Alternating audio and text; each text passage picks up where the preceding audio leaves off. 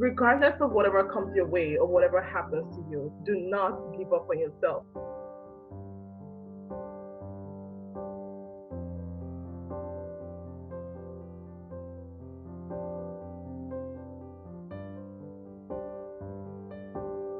After that, I am leaving my country because I am too much afraid. What do I miss the most? I would say my friends over there, and I would say I miss the music. What will make me happy, really, is my family. When I saw my family is happy, I am happy. I'm always smiling, always a smiley person. You can maybe ask my coworkers. I think we can fight anything with a smile.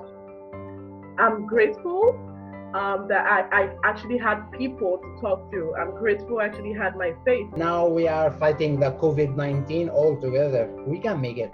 Be strong, don't be afraid. I would say don't give up. That's it.